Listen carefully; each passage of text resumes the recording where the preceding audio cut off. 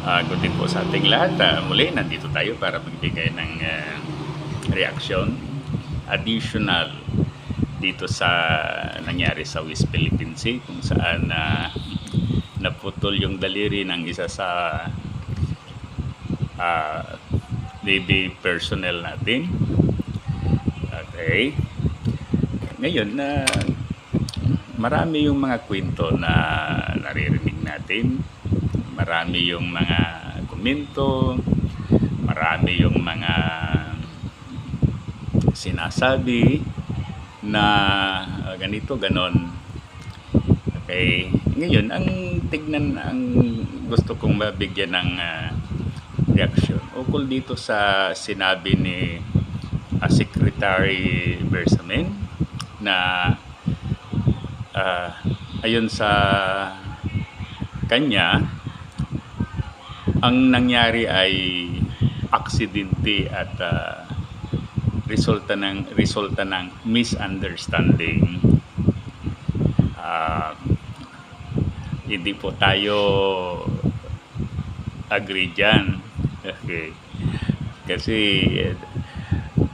sinubaybayan ko yung nangyari as if talagang yung nangyari ay intentional. Halimbawa, sabi natin na misunderstanding, saan sila hindi nagkaintindi? O saan sila hindi nagkaintindihan? Bakit misunderstanding? Talagang maliwanag talaga. O ganito talaga ang senaryo, ano? Gusto ng mga Chino na hindi na mag-resupply ang gobyerno ng Pilipinas doon sa Sierra Madre para ito ay masira. Pagkatapos pag masira na, then mawawala na, no?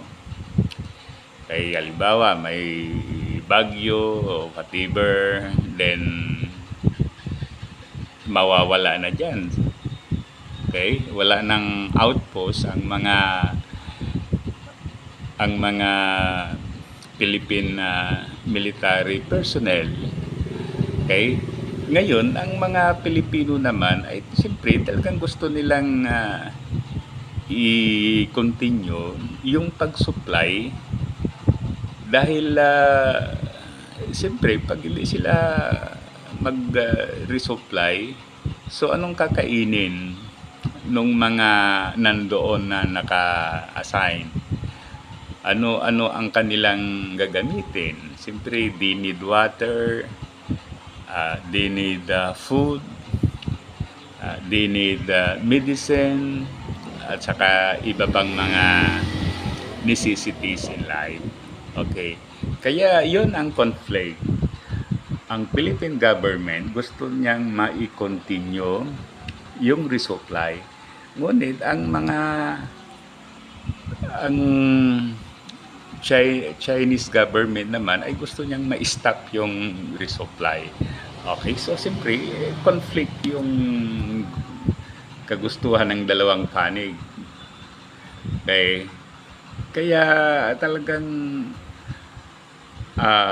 at the outset, talagang ganyan yung situation. Anong misunderstanding dyan, ano? So wala tayong nakikita. Okay, ano ba? Misunderstanding for what? Okay, ngayon yung isa naman na sinasabi ay aksidente yung nangyari. Very clear, malamang based nga doon sa mga kwento. In fact, na-interview yung naputulan ng daliri,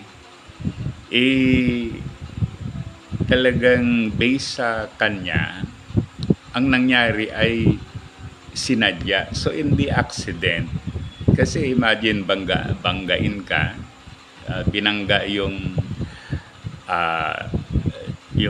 rubber boat ng mga Pilipino, Then talagang pinabilis yung takbo. So hindi yan accident. Yan ay sinadya. Maliwanag pa yan sa araw. Okay? Kaya yun,